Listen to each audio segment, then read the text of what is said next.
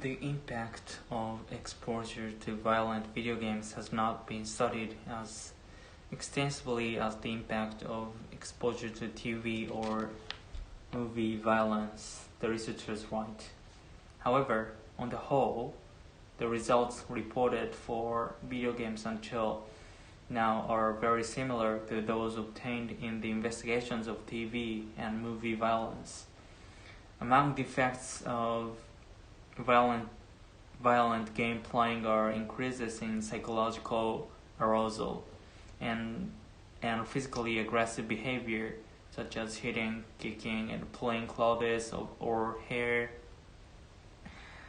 Studies also have found a reduction in helpful behavior among youths exposed to violent video games. Males tend to prefer action-oriented video games involving shooting, fighting, sports, action-adventure, fantasy role-playing, and strategy, according to the Michigan State Survey. Females prefer classic board games, trivia, quizzes, and puzzles. Electronic game playing gets young people involved with technologies and opens up opportunities in high-paying tech careers, notes Communications Professor Bradley Greenberg of Michigan State.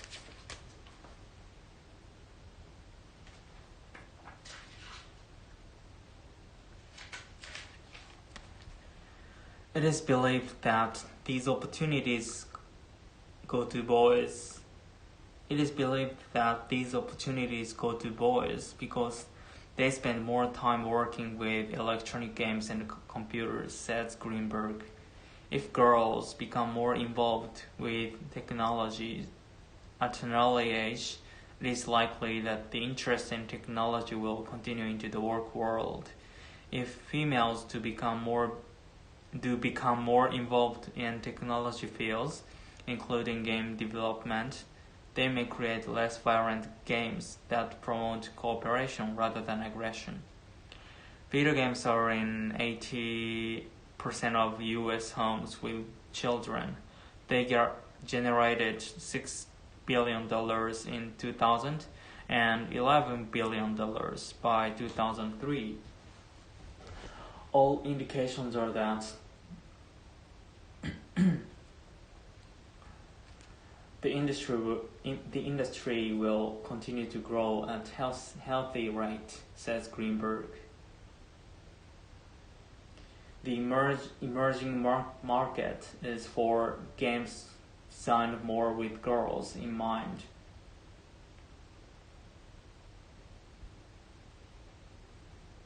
The emerging market is for games designed more with girls in mind, that engage them for longer periods of time and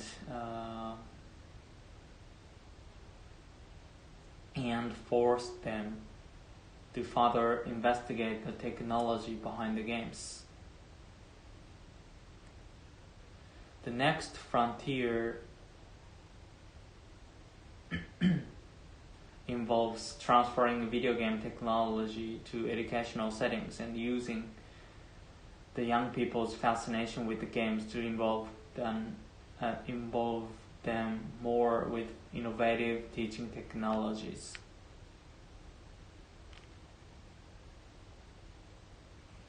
The next frontier involves transferring video game technology to educational settings and using the young people's fascination with the games to involve them more with innovative teaching technologies. Until that day comes, however, more awareness is needed of the impact of violent games on young people's behavior, Anderson and his colleagues conclude.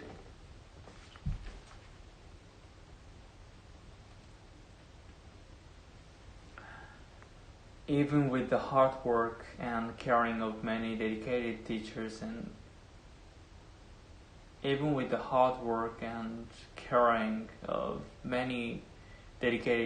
and concerned parents,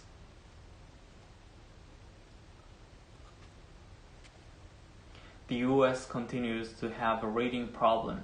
According to the National Center for Educational Information, 38% of fourth grade students cannot read and understand a short paragraph of the type found in a simple children's book. Results from a 1998 study show that 60% of US teenagers could comprehend specific facts, but fewer than 5% could elaborate on the meanings of the material read. No wonder many parents are discouraged, but they needn't be. By doing simple things like reading to their child, sharing their thinking about what they read,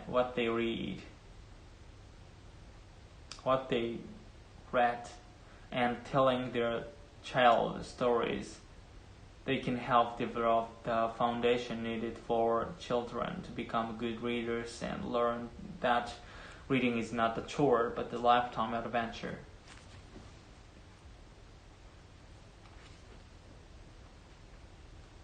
Good readers follow a number of key strategies. Good readers follow a number of key strategies where they are reading a magazine or a textbook. Firstly, they create a wide range of mental and visual images as they read.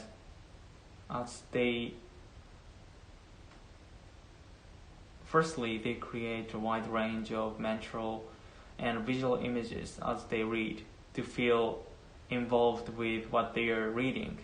Then, they use their background and relevant prior knowledge before, during, and after reading to enhance their understanding of what they are reading.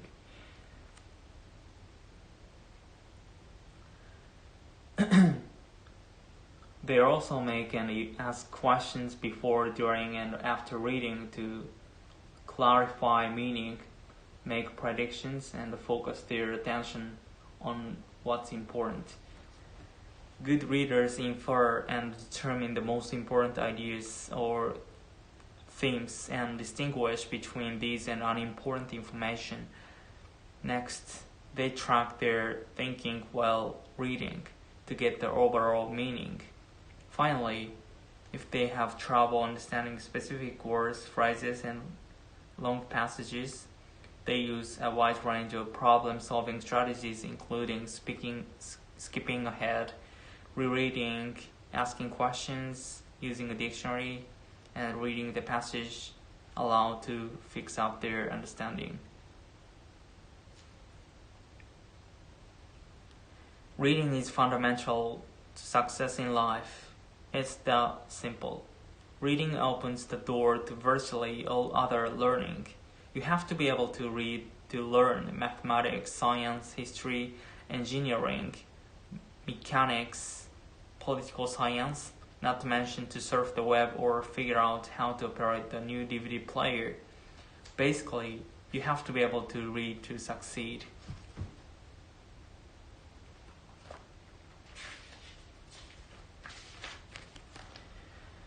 People may decide to study foreign languages for various reasons. They may do so for the immediate purpose of satisfying the requirements of some public examination or of getting greater fun and enjoyment out of a holiday abroad. Business people may have to deal directly or indirectly with various kinds of information from abroad. Research workers may realize the importance of being able to read the latest reports of advances made in their studies as soon as they are published in foreign journals without waiting for a translator who may or may not have the ability to make an exact translation with 100% accuracy. People may be keenly interested in the activities of a foreign nation for political reasons. They may need information about current affairs that foreign newspapers and journals alone can deliver.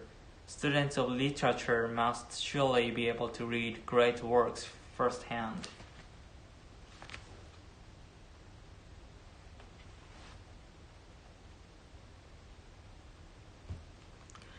Learning a new language implies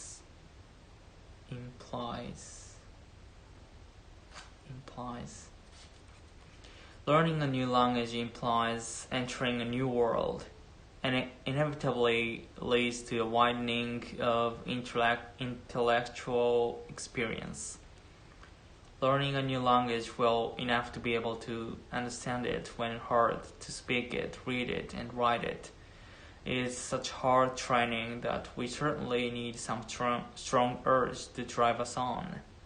The four distinct and separable activities just mentioned, listening, speaking, reading, and writing, call for constant, preferably daily exercise. These activities are concerned in varying degrees with four aspects of learning: language study, pronunciation, grammar, vocabulary, and idiom. It is useful to keep these four activities and four aspects clearly in mind.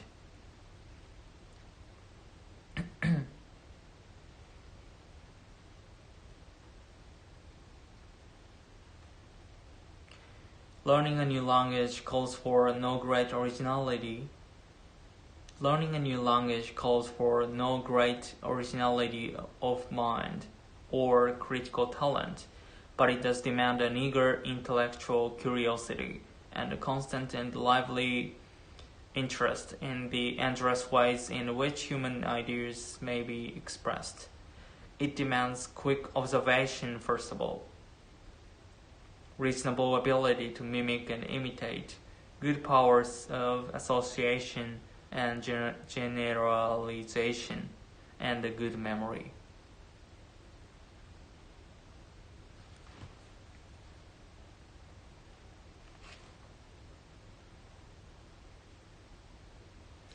A modern supermarket is a thing of wonder.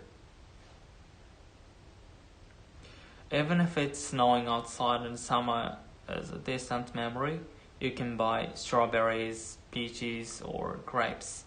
If you want root vegetables in the middle of a heat wave, you can have them. Expat Americans can have their Oreo cookies, while homesick New Zealanders can console themselves with wine and kiwi fruit. Within days of being picked off the vines,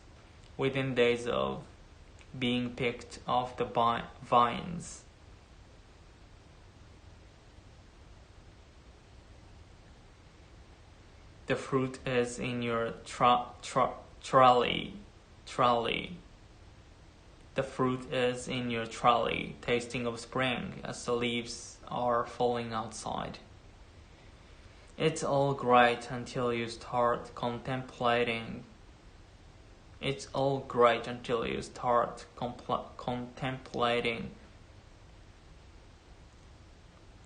The vast mileage sitting in your shopping basket.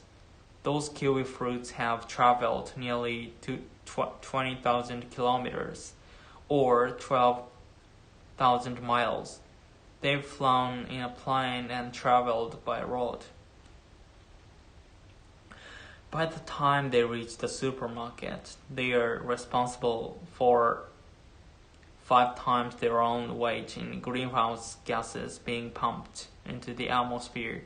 Increasingly, our food is coming from farther and farther away, and we are becoming more and more dependent on the fuel it takes to get them to us.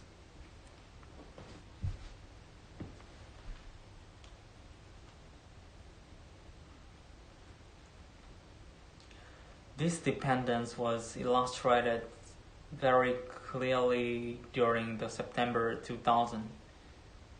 This dependence was illustrated very clearly during the September 2000 field price protests in Britain.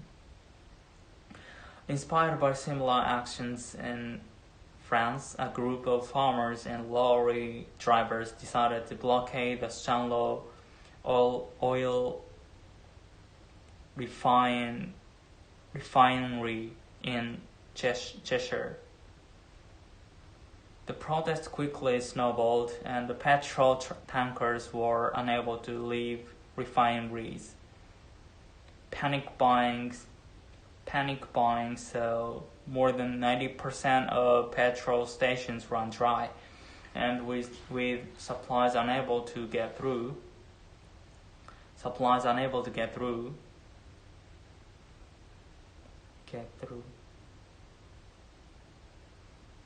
supermarket shelves quickly emptied. It's estimated that food now accounts for as much as 40% of all UK road freight, and the international food trade is increasing faster than the world's population and food production. In other words, food is moving around more than ever, and the environmental impact could be huge. Despite the UK's cool climate being perfectly suited for growing apples, nearly 3/4 of the apples eaten in the UK are imported, and more than 60% of Britain's apples orchards have been destroyed in the past 30 years. We are now putting more energy into transporting some crops than we get out of eating them.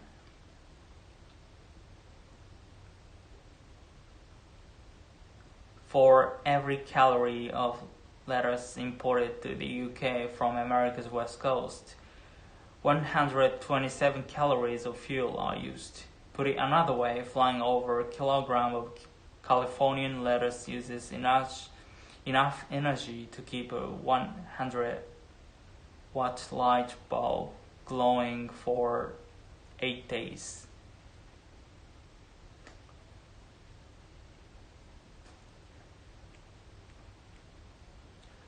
On April 4th,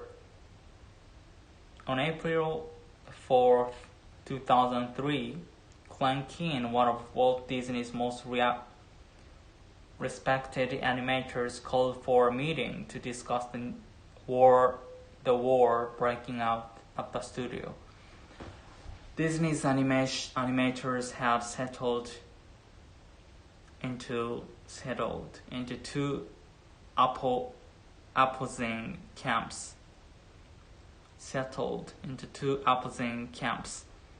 Those who were skilled in computer animation and those who refused to give up their pencils. Keane, a 31-year veteran who created The Beast for Beauty and the Beast and Ariel for The Little Mermaid, was a Disney traditionalist. But after a series of experiments to see whether he could create computer-animated ballerina, his opposition softened. So he invited the 50 animators to discuss the pros and cons of both art forms, calling his seminar the best of both worlds.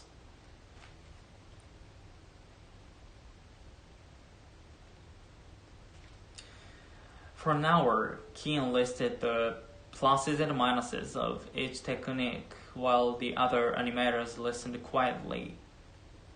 After a few questions, the crowd burst into chatter as animators shouted over one another, some arguing that computers should now replace people and others expressing fears that they would be forced to draw by hand.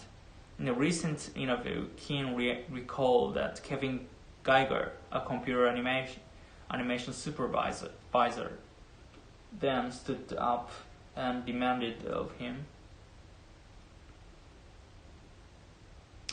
"If you can do all this cool stuff that you're talking about that you want to see in animation, but you have to give up the pencil to do it, are you in?" Keane hesitated before answering, "I'm in."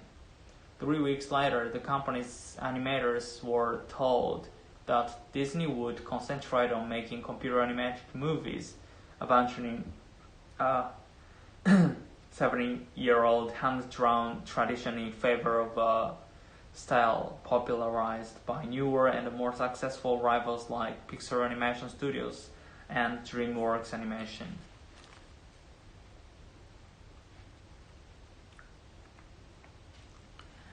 The results were nothing short of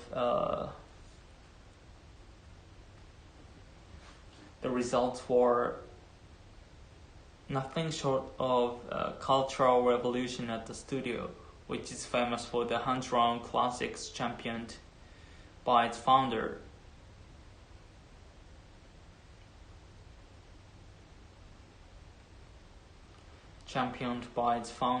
Walt Disney, like Snow White and the Seven Dwarfs and Peter Pan. 2 years and a half after that decision, Disney released Chicken Little, the first of 4 computer-animated films developed at the newly reorganized studio.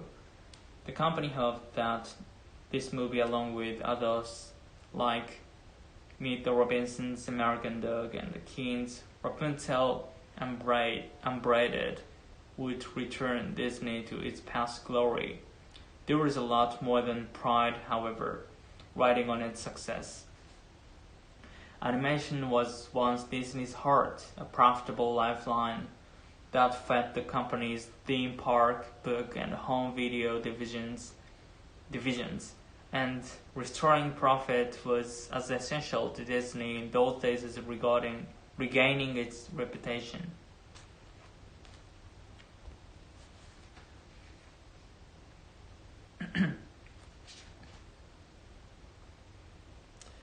Casey Nicole was a 19-year-old girl from Kansas dying of cancer, or so believed that thousands of people who visited her website, in which she kept a diary of her fight against cancer.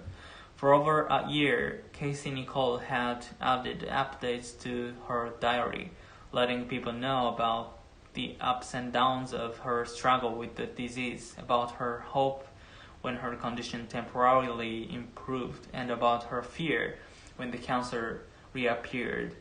Casey's mother, Debbie, maintained a companion journal in which she discussed what it was like caring for a child with cancer. Many people grew extremely close to Casey. They communicated with her via email, chatted with her in online chat rooms, and some even phoned her.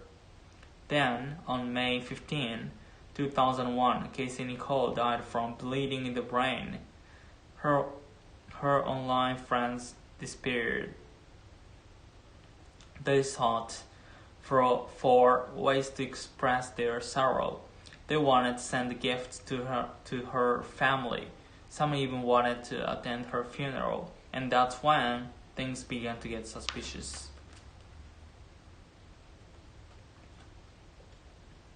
Casey's mother refused to provide anyone with the information about where the funeral was being held or where to send the gifts. This prompted a group of individualists who participated in the online community Metafilter to find out what was going on. What they discovered was disturbing. Casey's death had not been recorded by any obituary they could locate, nor could anyone remember ever having met Casey in person. They began to wonder if Casey actually existed. Their fears were proved a few days later when Debbie Swanson, a 40-year-old woman from Kansas, confessed that she had invented Casey and written all the diary entries herself. The photos of Casey that appeared on the site were simply a picture of her neighbor, used without the neighbor's knowledge. Whenever anyone had thought that they were emailing Casey, it was actually Debbie. Debbie they were communicating with. Debbie Swanson remained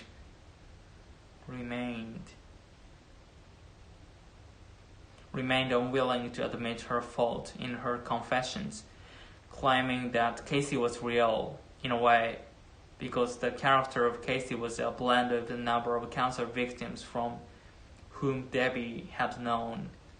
She added that she hadn't realized so many people were reading the diary. This hardly satisfied the thousands of people who felt cheated because their kindness and sympathy had been taken advantage of. The FBI even looked into the case, but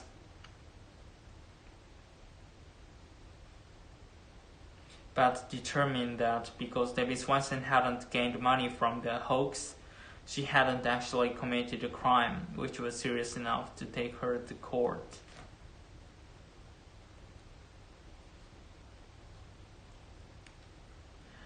The internet is very much like television in that it takes up time away from other pursuits,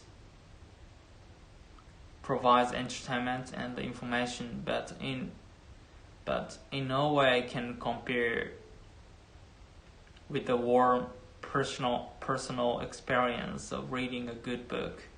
This is not the only reason why the internet will never replace books, for books provide the sufficient knowledge of a subject that sitting in front of a computer monitor cannot provide. We can transfer text from an internet source, but the artistic quality of sheets of transferred text leaves much to be desired. A well-designed book makes the reading experience important. The book is still the most compact and economical means of conveying a lot of knowledge in a convenient package, and this is what makes it popular. The idea that one can carry in one's pocket a play by Shakespeare, a novel by Charles Dickens, or the Bible in a small book with a stiff paper cover is incredible. We take such uncommon convenience for granted, not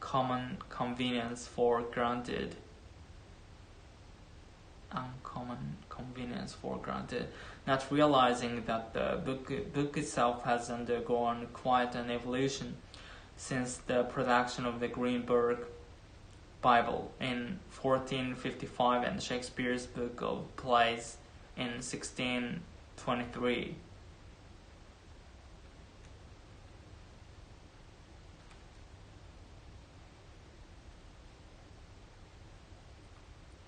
Not only has the art and craft of printing and making books been greatly improved over the centuries,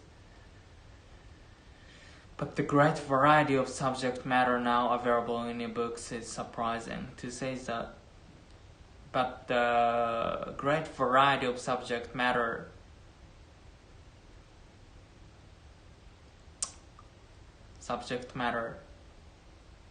now available in books. But the great variety of subject matter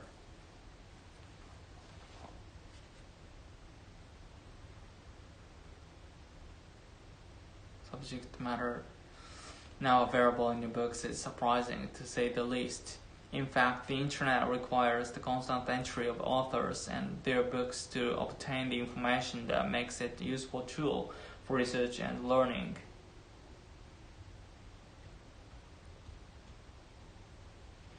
Another important reason why the internet will never replace books is because those who wish to become writers want to see their works permanently published as books, something you can hold, see, feel, look through, and read at your leisure without the need for an electric current apart from a lamp.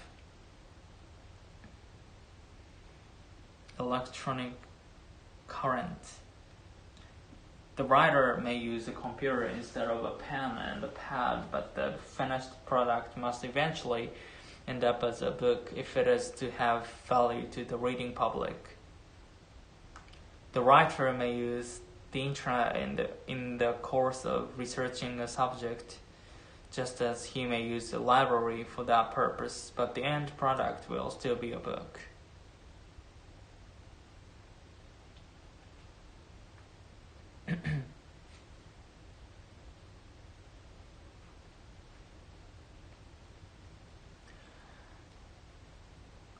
In any public space, there will be groups of people having face-to-face conversations. These conversations are not perceived as annoying. No one is suggesting that there should be railway carriages where people are not allowed to speak to one another. Logically, the sound energy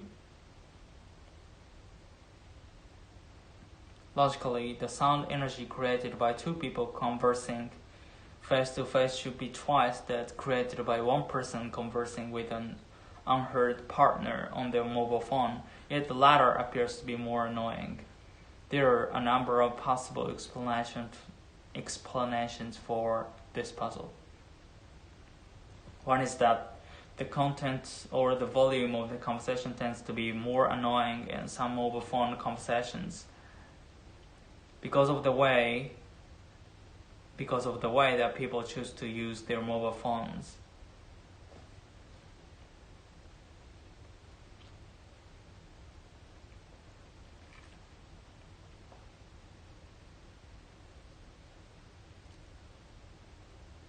Some people may speak very loudly, or they may have chosen loud and intrusive ringing tones.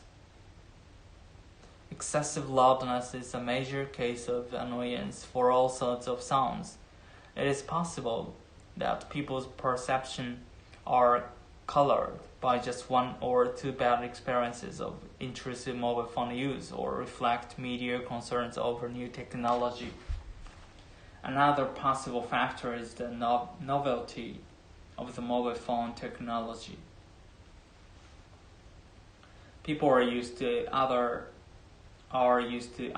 having face-to-face conversations in public spaces and have learned to ignore them. The mobile phone is relatively new and hence more noticeable. In the United Kingdom, almost 70% of households now own at least one mobile phone. However, such widespread usage is still relatively new.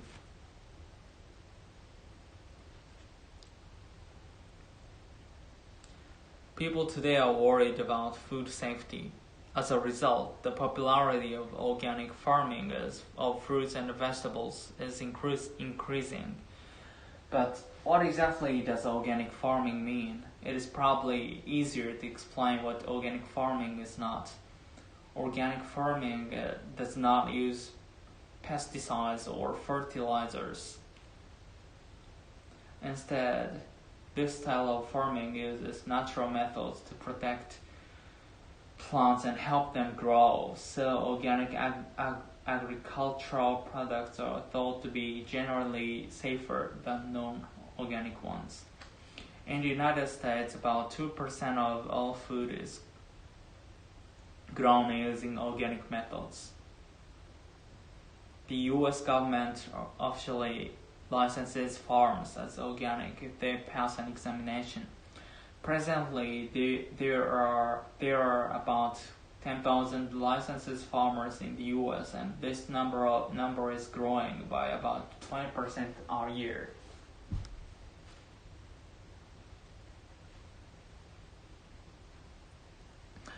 In addition to food safety,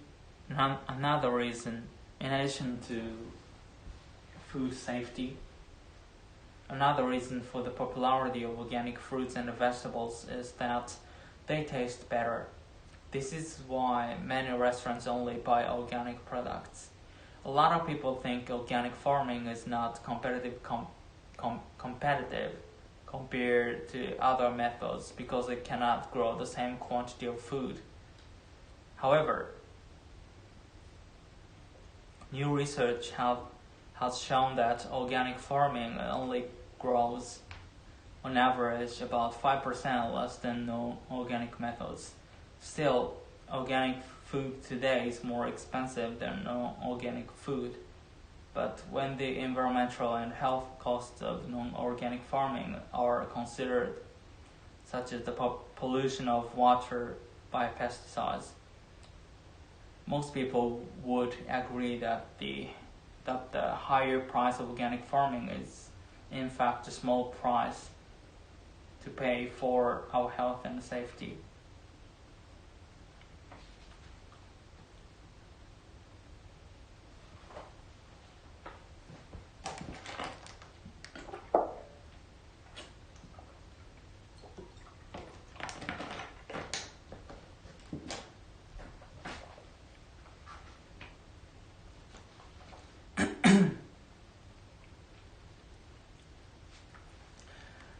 Doctors have long told patients that medicine is something you swallow in a pill. Medicine is something you swallow in a pill. But evidence is growing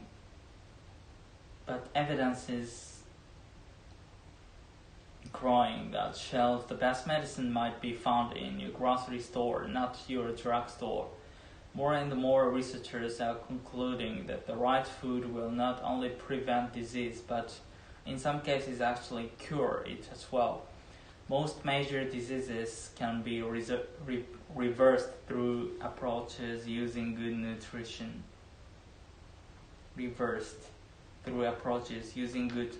Said Dr. Joel Furman, a doctor who specializes in nutritional medicines as an alternative to surgery and drugs. Furman is the author of a book about eating for health. Food is more effective than medicine, he stated. All we've got to do is eat right, and disease melts away. Some other doctors find Furman's views on food and disease.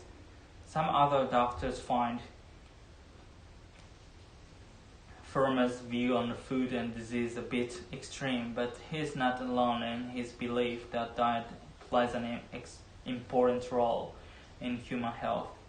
Researchers at the University of Illinois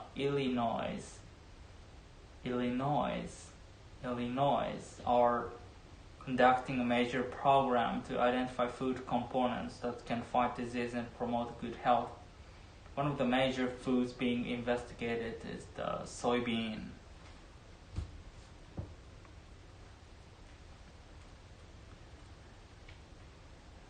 There has been a tremendous amount of information that shows the soybean's ability to reduce cholesterol, said Claire M. Hassler, director of the research program at the University of Illinois. And by lowering your cholesterol, you lower the risks for heart disease. In one of the 3 clinical tests on human performed at the university, a diet that included 50 grams of soybean extract per day.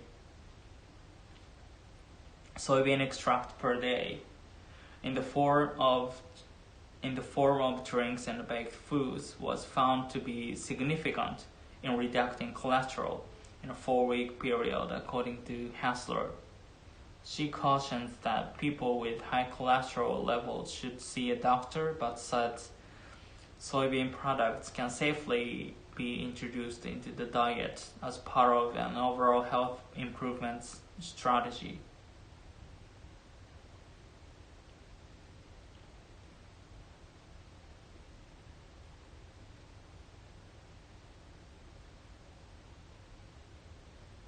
According to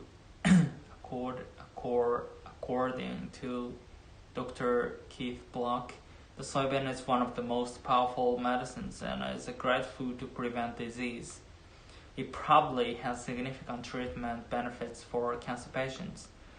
Soybeans contain a compound that naturally stops the supply of nutrients and blood that cancer needs to grow. At Block's private clinics, he uses what he calls nutrition therapy as one component for treating cancer patients.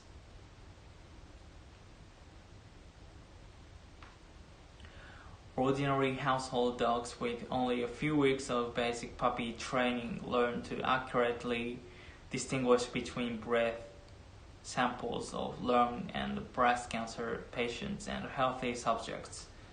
Our study provides strong evidence that cancers hidden beneath the skin can be detected simply by dogs examining the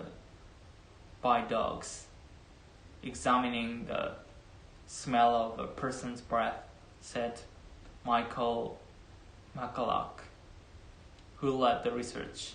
Early detection of cancers greatly improves patients' survival chances, and the researchers hope that man's best friend, the dog, can become an important tool in finding cancers early. The new study, scheduled to appear in the March issue of the journal Integrated Cancer Therapies, was conducted by the Pine Street Production, a cancer research organization in San Anselmo, California. Dogs can identify chemical traces in the range of parts per trillion.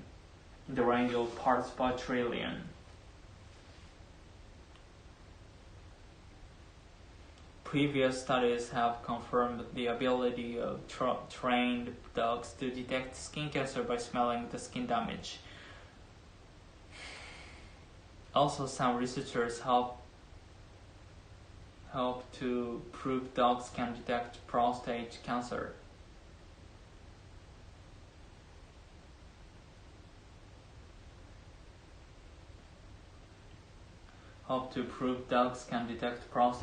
By smelling patients' urine.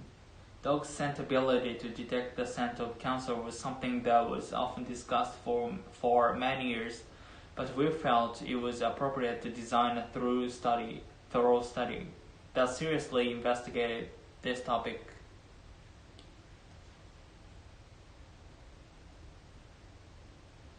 To see if it is really effective. Thorough study, said Nicholas Brofman, executive director of the Pine Street Foundation.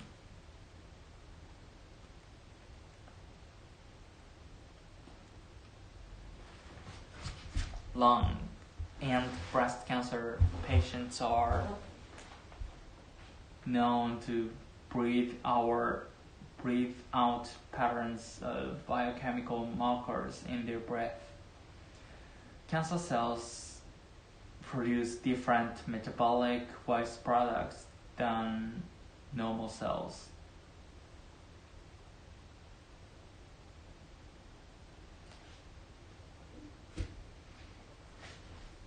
Brofman said, the differences between these metabolic products are so great that they can be detected by a dog's keen sense of smell, even in the early stages of disease.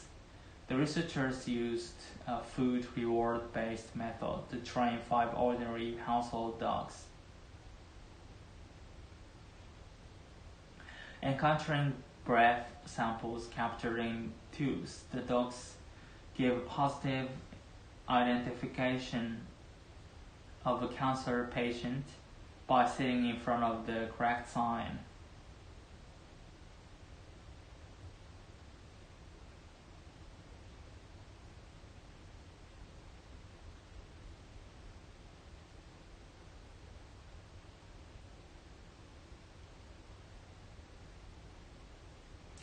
By scent alone, the dogs distinguished 55 lung and 31 breast cancer patients from 83 healthy humans. The result of the study showed that the dogs could detect breast cancer and lung cancer between 88 and 97% of the time. The high degree of accuracy persisted whether the patients were smokers or not.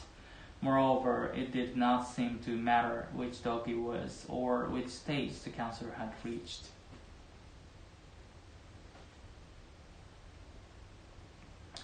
If everybody on Earth consumed as much oil as the average American, the world's known reserves would be gone in a decade.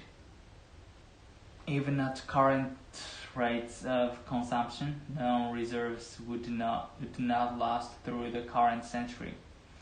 Experts, however, are not worried.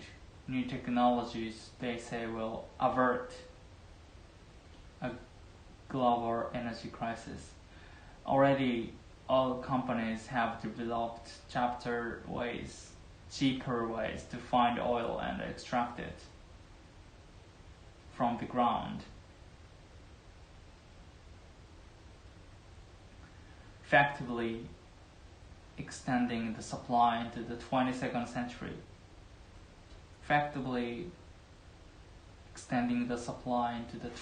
century.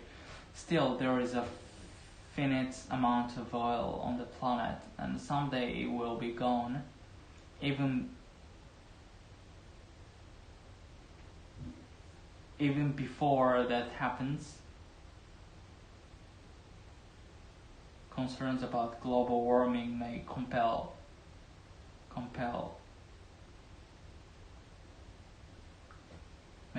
the world to stop burning so much fossil fuel. The energy industry is preparing for that day by investing in technologies. That will replace fossil fuels. Solar, nuclear, and wind power are all possibilities. But many experts say the most likely candidate is a fuel cell. A fuel cell is essentially a hydrogen-powered battery.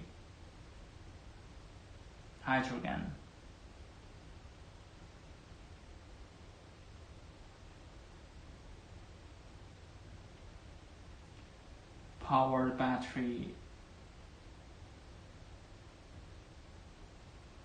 that produces no pollution. A fuel cell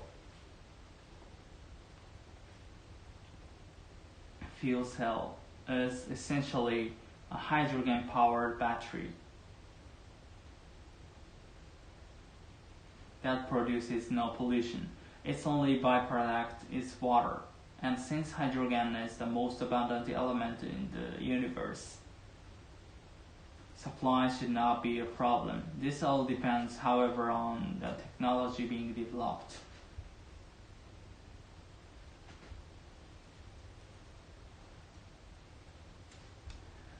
Neglect of the mind-body link by technological medicine is actually a brief aberration when viewed against the whole history of a healing art.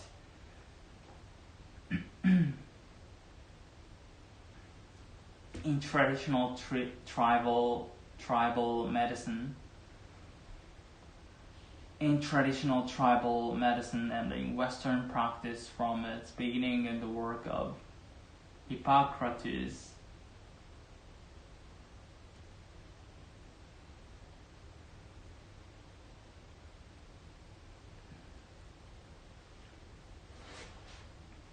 in traditional tribal medicine and in Western practice,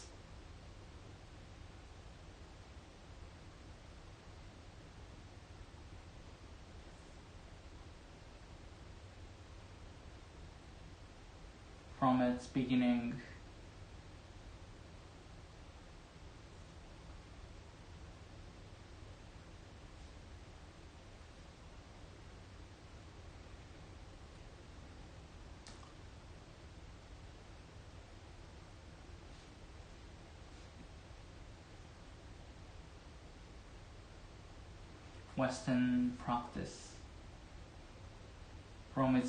in the work of Hippocrates.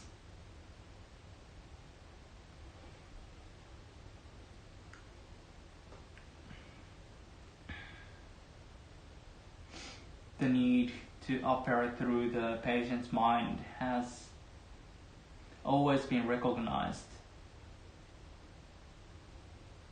Until the 19th century, medical writers rarely failed to note the influence of grief grief, despair, or discouragement on the onset and outcome of illness. Onset and outcome.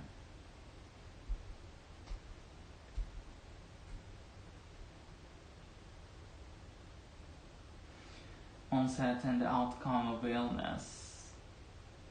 Nor did they ignore the healing effects of faith, confidence, and peace of mind.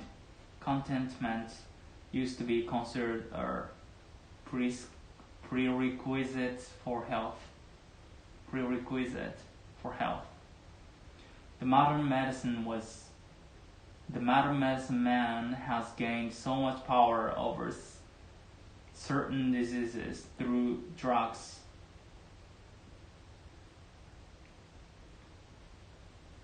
However, that he has forgotten about the potential strength within the patient.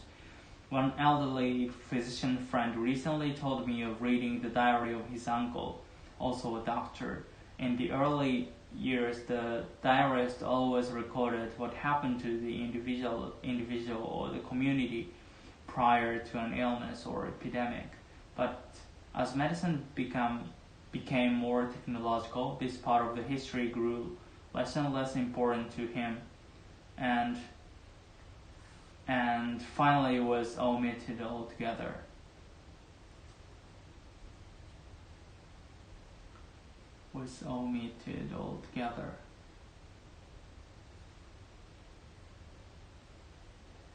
Awareness of the mind's powers was lost as medicine cast out all soft data.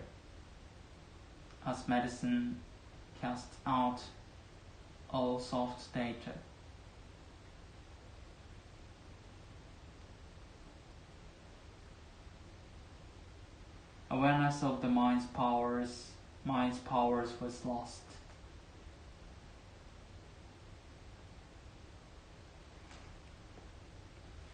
As medicine cast out all soft data, the information that's not easily quantified or scientific.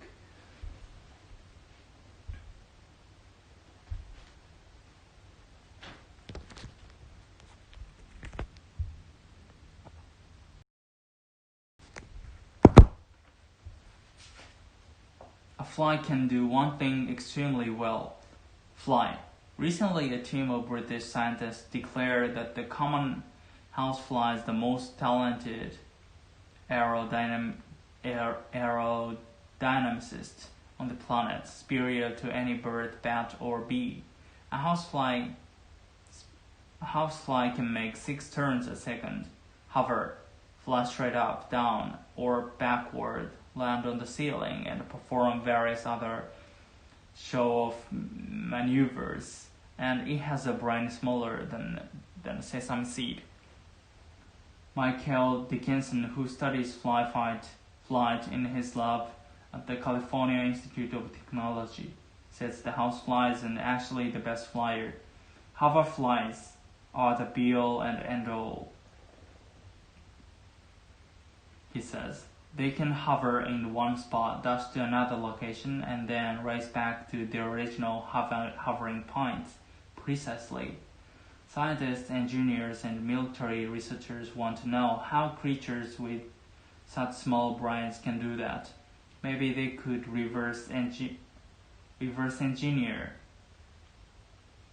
They could reverse engineer a fly to make a robotic device that could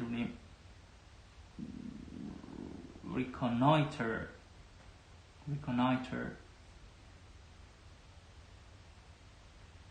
dangerous places.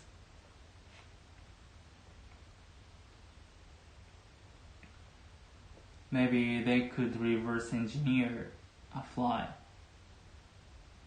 to make a robotic device that could reconnoiter dangerous places,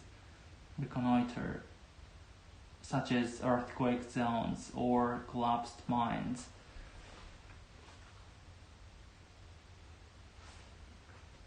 Okay, last one. Dickinson's laboratory works with fruit flies. Researchers put them in chambers and manipulate the visual field.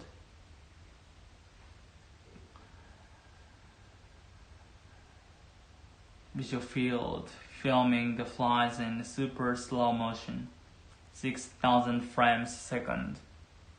Dickinson is interested in knowing how flies avoid collisions.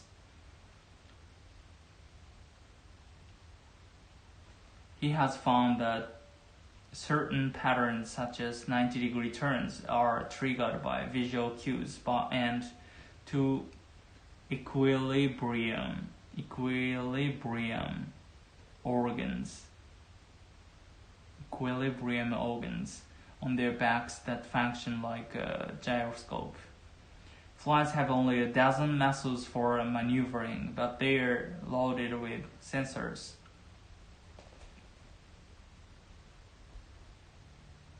In addition to their compound eyes, which permit panoramic imagery and are excellent at detecting motion, they have wind-sensitive hairs and antennae. They also have 3 light sensors on the tops of their heads, which tell them which way is up. Roughly 2/3 of flies enter a nervous system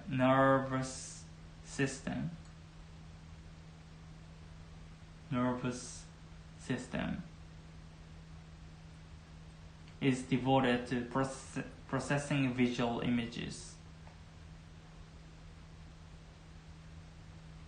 Nervous system. They take all this sensory data and boil it down to a few basic commands.